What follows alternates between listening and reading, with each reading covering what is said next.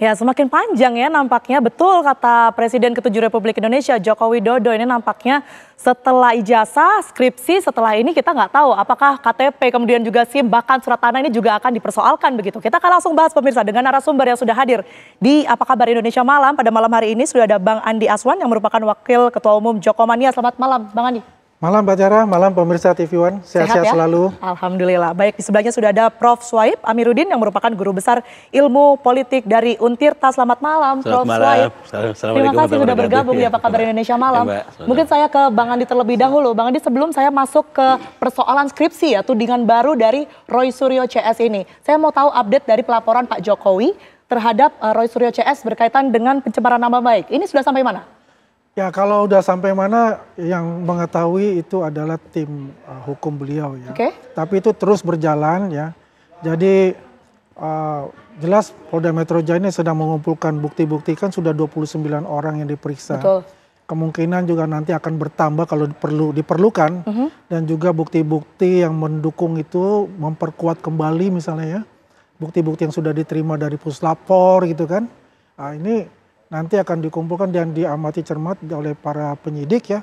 Dan segeralah kita berharap dapat dinaikkan dalam tahap penyidikan gitu. Jadi ada tersangkanya gitu loh. Sekarang kan dia mengatakan nggak punya tersangka ini kan.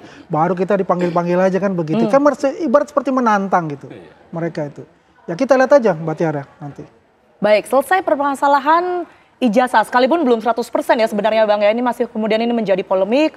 Dari pihak kepolisian sudah menyebutkan sebenarnya itu ijazah Pak Jokowi adalah asli, begitu muncul lagi tudingan berkaitan dengan skripsi yang dimiliki oleh Pak Jokowi. Anda sendiri melihat sebenarnya kenapa sih harus ada tudingan ini setelah yang kemarin sebenarnya sudah dikatakan sudah hampir selesai permasalahannya. Publik sudah adem ayem, kenapa harus ada permasalahan lagi? Ya ini kayak kita main bola ini udah istilahnya 3-0 ini sudah kan. Artinya Puslapor udah matain itu identik kan itu asli lah ya. Ya 1-0 ya kan. UGM mengatakan ini asli 2-0 ya kan. Ya 3-0 ya dari teman-temannya Pak Jokowi ya.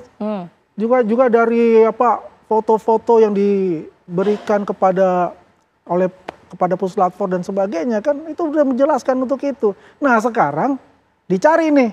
Wah. Apalagi nih kira-kira kan begitu. Yang dia cari adalah ya udah coba ulak-kulik itu skripsi. Maksudnya kemana nih Abang kalau nangkep? Kenapa harus skripsi dikulik-kulik lagi? Buying time lah menurut saya.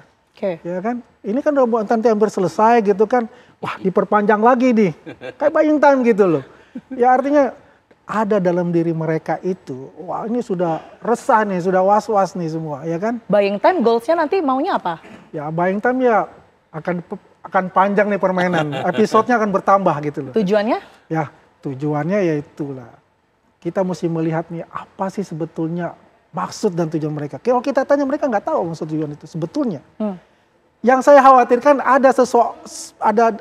ada dalangnya di belakang yang bisa mengatur itu gitu loh. Oke, kita tahan. Nanti kita akan masuk ke siapa sebenarnya aktor yang diduga berada di balik ini semua begitu ya Bang Andi. Saya ke Prof. Swaib. Kalau Anda melihat komunikasi politik yang saat ini sedang dibangun, mulai menyasar data pribadi dari Presiden ke-7, Pak Jokowi begitu ya. Ini apa sebenarnya maksud dari ini semua, Prof? Ya ini sebenarnya memperpanjang situasi dan kondisi aja. Ya. Sepakat berarti ya tadi ya? Ya saya sepakat dengan Bang Andi tadi ya. Jadi memang kalau misalnya ada kelompok-kelompok tertentu yang ingin melakukan salah satu penggiringan opini, maka itu pasti secara kalkulasi sosiologisnya ada tahapan-tahapan. Ya mungkin kalau kita bicara ijazah ini kan tahapan terakhir dari sebuah proses pendidikan. Ijazah kan semua orang yang sarjana dapat ijazah. Tapi ternyata sekarang masuk di fase kedua. Fase kedua itu sebelum dapat ijazah ternyata ada sidang skripsi. Gitu ya. Nah mungkin ada rangkaian di sini. Jadi kalau misalnya ini sekarang di otak-atik lagi skripsi beliau, ini kan sebenarnya sederhana sekali kan gitu ya. Pertama sudah dikatakan bahwa Pak Jokowi sudah selesai dalam proses pendidikan.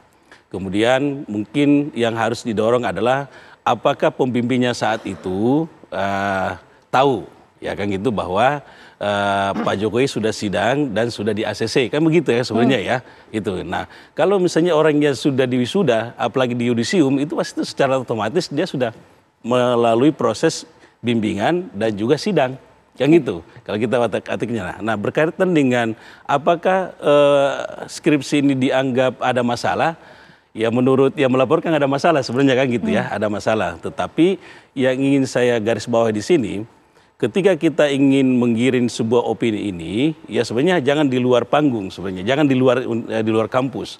Ya harusnya opini ini dimasukkan dalam kampus, kemudian didesain dengan baik, apakah betul skripsi beliau itu dinyatakan ada hal di luar daripada ketentuan yang ada.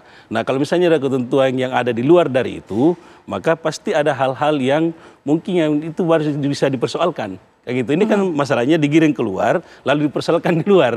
Ini masalah kampus digiring keluar. Masalah jadi pasti, kampus digiring keluar, iya, seharusnya di dalam begitu ya. Harusnya di dalam. Nah, ketika ini sudah terjadi seperti yang kita lihat sekarang, berada di luar kampus begitu ya, Prof ya. Dengan narasi-narasi yang sudah ada, sebenarnya apa yang ingin dibangun? Kalau melihat komunikasi politik, keresahan masyarakat. Ya bayangkan keresahan perguruan tinggi resah. Ya, kemudian juga Pak Jokowi resah dan keluarganya tentunya.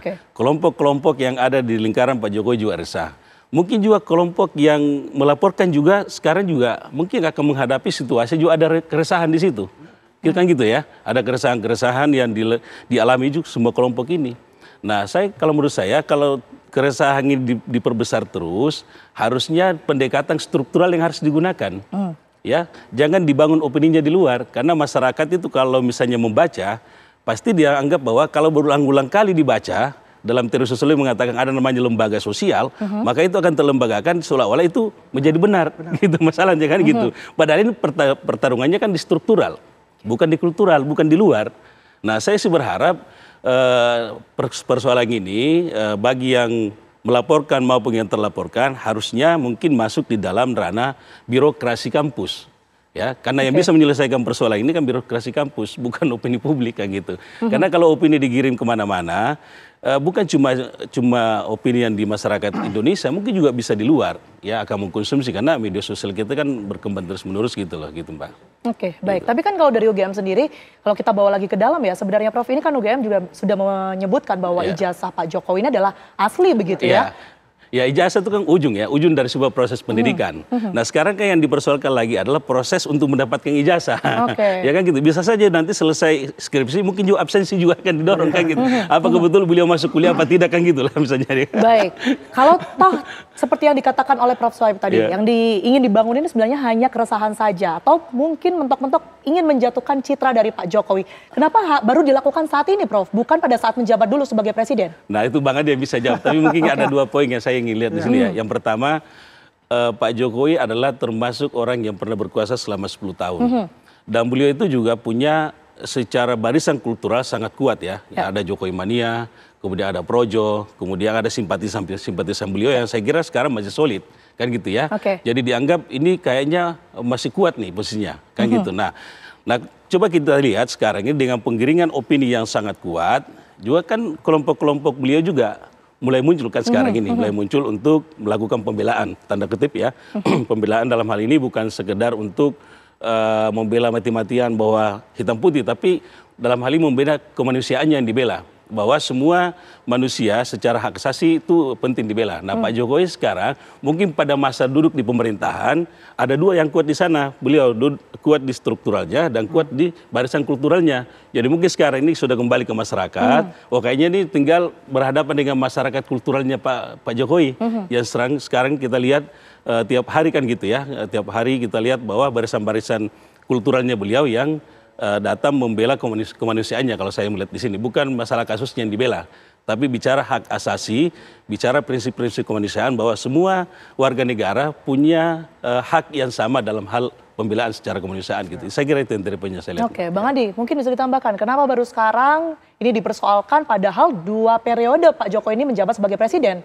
Seharusnya kalau ingin menjatuhkan citra atau ada tujuan tertentu dari dulu juga bisa sebenarnya. Enggak, ini sudah 3 tahun yang lalu sebetulnya terjadi itu. Ya kan ada Bambang Tri ya, yang akhirnya kan masuk dia, dibui juga kan, di penjara juga. Dan ini kelanjutan ini, gitu loh. Ini kelanjutan karena apa? Mereka melihat bahwa Pak Jokowi pada saat aja menjabat dia tuh tidak effort terus ya untuk bisa ini kan. Tapi pada saat ini sebagai warga negara biasa ya masih digitukan juga gitu. Padahal sebetulnya dia tidak akan melaporkan itu kalau misalnya mereka itu ya lebih gentle kayak gitu ya. Kalau dia mau minta, mau ketemu silaturahmi bagus, jangan menggeruduk. Kalau menggeruduk, bagaimana UGM digeruduk ya? Datang ke Solo pun juga udah kayak teriak-teriak begitu. Itu kan seperti apa gitu loh ya kan. Nah, jadi proses ini sebetulnya ya ini terkait juga ketika beliau menjabat ya ada organisasi yang dibubarkan beliau, ya kan? Ya kemudian ya adalah mantan-mantan yang menteri-menteri yang dipecat oleh beliau juga sakit hati kan? Kemudian ada oligarki hitam yang kehilangan juga mata pencarian maupun periuk-periuk ekonominya kan? Yang ketiga adalah ya itulah yang kalah dalam kontestasi ya pada pilpres itu. Ya itu juga mereka merasa ya ini kurang nggak puas lah untuk itu. Nah, ini disisit gitu kan. Ini adalah saatnya saya balas dendam lah istilahnya quote unquote ya. Kayak seperti begitu gitu loh.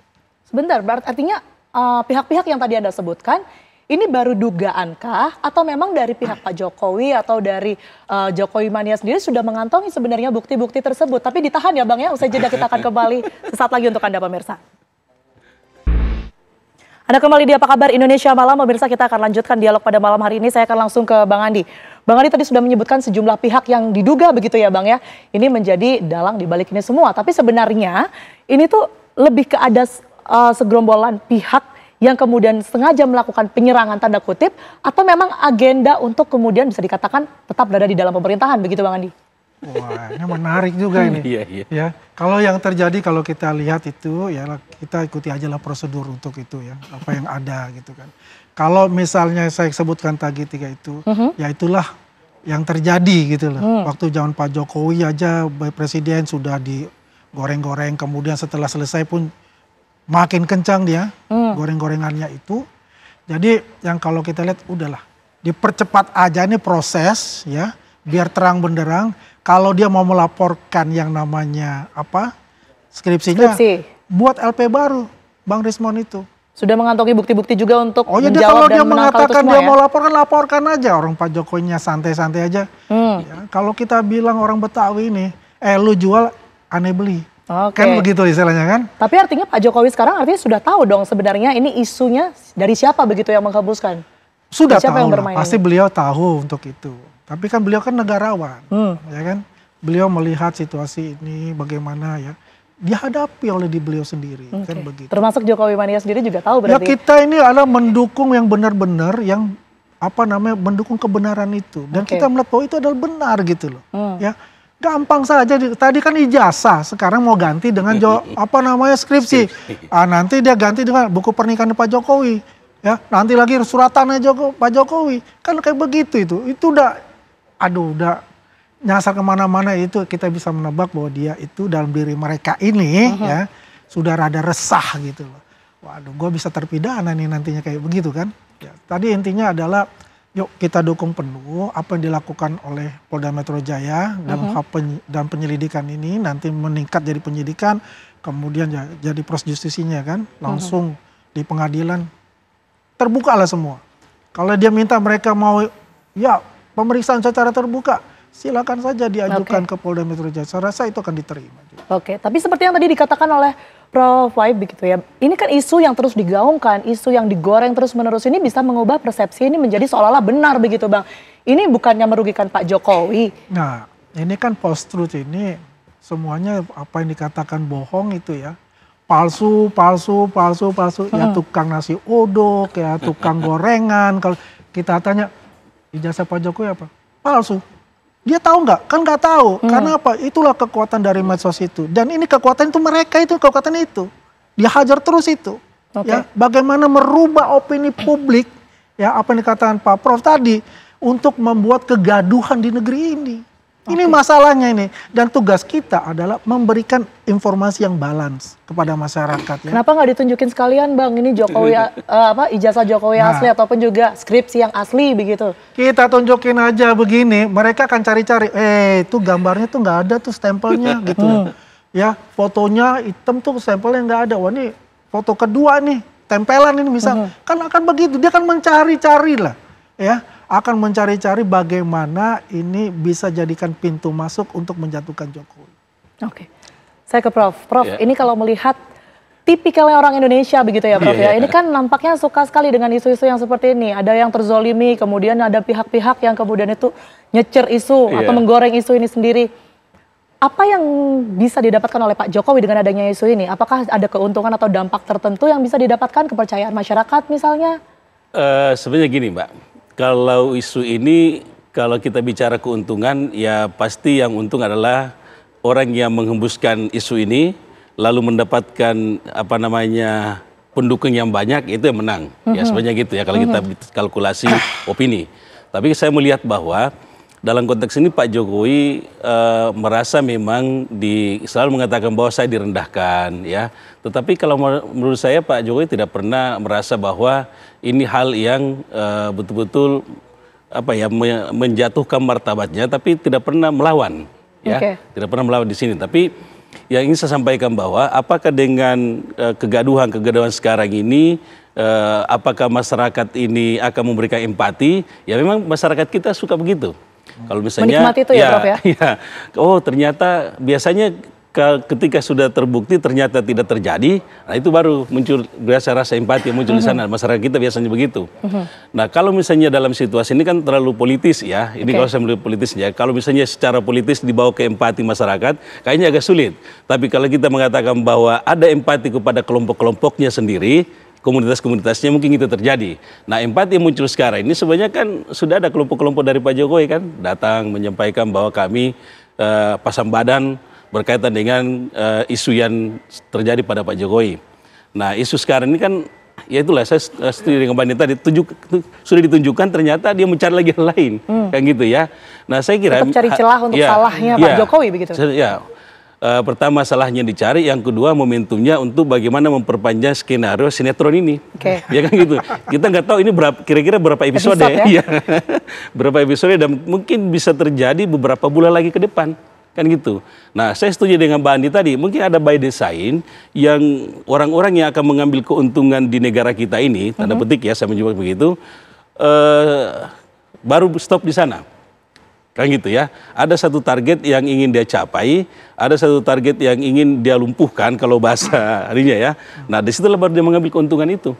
Nah kalau dia sudah ambil keuntungan, mungkin opininya bukan lagi opini Pak Jokowi, mungkin opini yang lain lagi harus dibangun. Bisa saja terjadi begitu ya, kan namanya penggiringan opini itu, kalau sudah terjadi targetnya, maka masyarakat digiring lagi kembali ke opini-opini yang menurut masyarakat, ini kayaknya cocok nih, yang dikonsumsi sekalipun secara Pak Jokowi luas gitu. sudah lengser ya? Sebagai presiden, ya. Prof Suhaib. Ya, walaupun sudah lengser, justru sudah lengsernya sekarang ini dianggap secara struktur beliau tidak kuat lagi. Tetapi kita harus lihat bahwa Pak Jokowi punya barisan-barisan kultural itu. Nah, barisan-barisan kultural ini muncul rasa empatinya kepada Pak Jokowi hari ini kalau menurut saya. Karena muncul rasa empati, kemudian secara muncul itu maka membela secara kemanusiaannya. Saya kira bukan dibela tentang hukumnya Pak Jokowi, tapi kemanusiaannya, prinsip-prinsip kemanusiaan, hak-haknya kan gitu ya. Nah kalau misalnya kita bicara hukumnya kan tinggal kepada Polda Metro Jaya sudah melakukan itu, kemudian akan dibawa ke pengadilan, itu kan bicara hukumnya ya.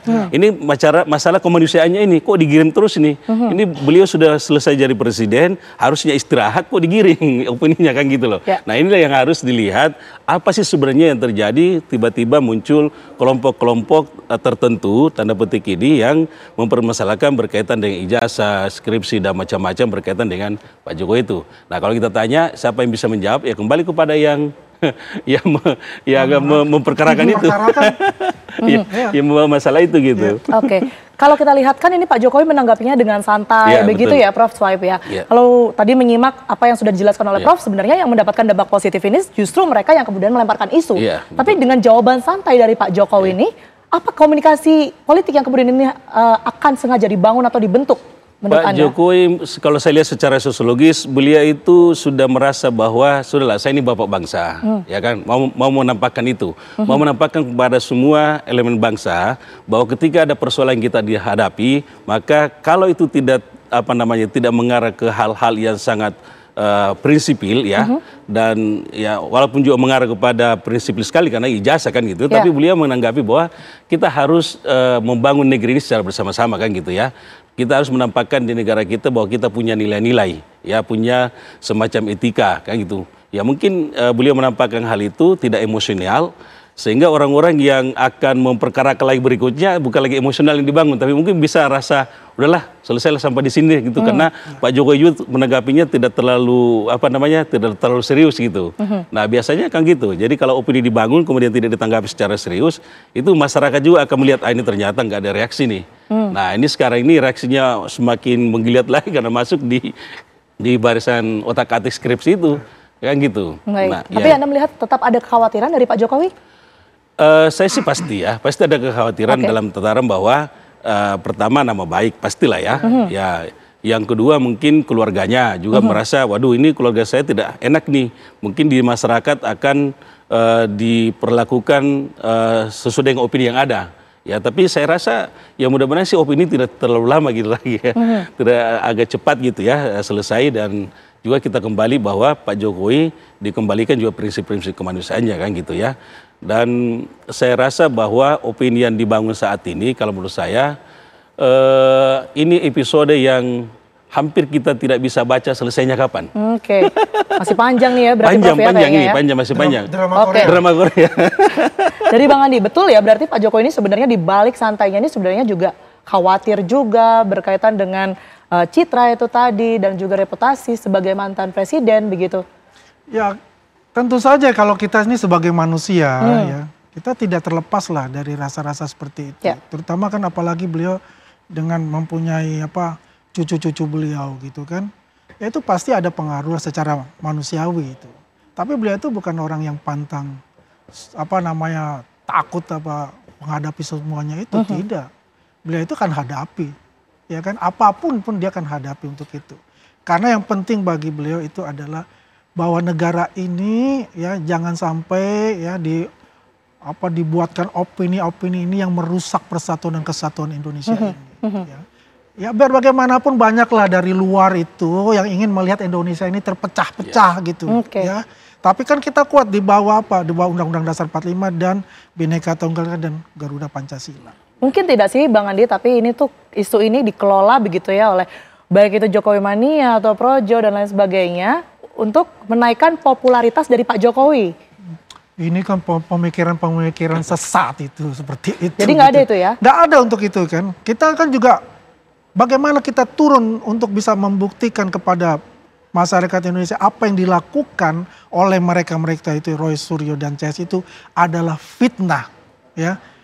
Kita harus berikan informasi yang seimbang kepada masyarakat. Masalahnya ini opini yang dibentuk ini adalah opini negatif gitu loh. Ya benar kata Pak Prof, saya bilang post-truth ini ya apa yang dikatakan kalau dibilang itu palsu. Nah itu tadi semuanya jadi palsu padahal itu asli. Karena sejak Pak Jokowi lengser ini nampaknya terus dibahas sampai bulan Juni ini loh Bang Andi. Ya jadi kalau kita apakah ini memang sengaja dipelihara atau seperti apa isu ini? Kan pertanyaannya ke sana akhirnya. Kalau kita lihat apakah dipelihara ya itu bukan kita dipelihara ya. Isunya ya, jadi isu ini kan bergerak terus kalau mereka terus kan yang nggak percaya ya kan. Kalau misalnya apakah dia akan membuat branding Pak Jokowi? Ya enggak lah ya. Beliau sudah lengser aja masih banyak orang yang datang ibu-ibu dari seluruh daerah. Itu tidak diorkestrasi loh, enggak. Itu datang sendiri loh. Baik. Untuk itu. Anda melihatnya seperti apa Prof Sohaib? Ini nampaknya juga tidak terlepas dari popularitasnya Pak Jokowi juga yang turut naik dengan isu-isu yang kemudian ini dibahas terus-menerus sampai bulan Juni ini. Iya. Ya, apakah betul. Ini juga komunikasi politik yang sengaja dibentuk, dibangun, atau bagaimana? Ya sebenarnya kalau kita baca media ya, kan semakin sering dinaikkan kan semakin naik ratingnya dan semakin dikenal. Masalah negatif apa positif itu soal lain, yang penting kan naik. Nah persoalannya sekarang adalah kita kembali kepada prinsip-prinsip bahwa negara kita ini dikelola dengan nilai ya. Ini kan isu tentang ijazah palsu dan mantan presiden juga kan berat sekali kan gitu. Ya kan gitu, berat sekali isunya kan gitu. Dan saya kira kalau hal yang ini dikembangkan terus, khawatirnya ke depan ini akan merusak citra di perguruan tinggi nanti. Ya kan gitu, jangan-jangan kamu ijazahmu palsu apa enggak gitu. Itu bisa terjadi begitu kan gitu ya. Nah, apakah ini keuntungan Pak Jokowi? Kalau menurut saya sih ya kalau di media sosial ya mungkin naik. Tetapi dalam opini di masyarakat ini seolah-olah bahwa ini Pak Jokowi ada hal yang dilakukan di luar daripada ketentuan, tanda petik ya, proses pendidikan. dengan ijazah palsu itu. Nah ini yang khawatir itu yang tergiring, bukan masalah popularitasnya yang diambil kan gitu ya. Ya ini tergantung dari masyarakat menilai itu gitu. Baik, Prof, ini kan sebenarnya yang disasar, yang dipermasalahkan adalah data diri dari Pak Jokowi begitu ya. Kalau kita lihat ini kan ini sangat pribadi dan seharusnya kalau kita mengkritisi ini kan berkaitan dengan kebijakan, adanya kinerja-kinerja yang tidak baik. Apakah memang ini tren komunikasi politik saat ini lebih kepada menyasar pribadi seseorang atau pemimpin begitu ya? Atau seperti apa? Ya kalau kita bicara pendekatan sosiologi politiknya ya, biasanya kan orang yang berkepentingan itulah yang akan mendorong isu. Nah biasanya kalau orang yang sudah gede, mohon maaf ya, orang yang lebih tinggi dia punya popularitasnya, kemudian dia diberikan opini, itu kan juga ikut yang lain. Ya itu kalau dalam pendekatan sosiologi politiknya ya. Nah persoalannya kemudian adalah apakah orang-orang yang mendomplengi, dompleng itu semacam ikut di dalam pusaran ini, apakah juga ikut memberikan sumbangsi kenaikannya popularitas Pak Jokowi? Itu juga belum tentu. Jangan sampai juga yang mendorong ini supaya naik popularitasnya juga akan cedera di kemudian hari kan gitu loh. Nah kalau menurut saya memang harus berhati-hati dalam membangun opini. Oke lah saya setuju kalau misalnya Pak Jokowi beliau punya nama besar, kemudian dibuat isu. Memang apakah orang-orang yang ikut di belakangnya itu ikut besar juga belum tentu. Belum tentu kan gitu, belum tentu karena tidak ada teorinya mengatakan demikian. Yang ada itu adalah ketika kita membangun sebuah opini di masyarakat, kalau memang itu positif, maka itu juga positif dan orang yang ada di sekitarnya yang membangun opini itu juga akan positif. Ya kalau misalnya kinerjanya bagus itu diangkat, nah itu saya kira positif. Tapi kalau misalnya hal yang negatif, maka orang yang ikut dalam pusaran itu juga akan berdampak negatif juga, kan gitu. Ini harus hati-hati dalam hal ini. Nah, saya setuju dengan Bandi tadi bahwa memang sekarang itu kita harus mendorong bagaimana Indonesia ini menjadi besar. Itu aja sebenarnya kan gitu loh. Dan prinsip juga Presiden Prabowo juga menyampaikan bahwa kita harus bersama-sama membangun bangsa ini menjadi besar. Ya kita harus solid ya, jangan dibangun opininya kan gitu loh. Oke, saya ke Bang Andi.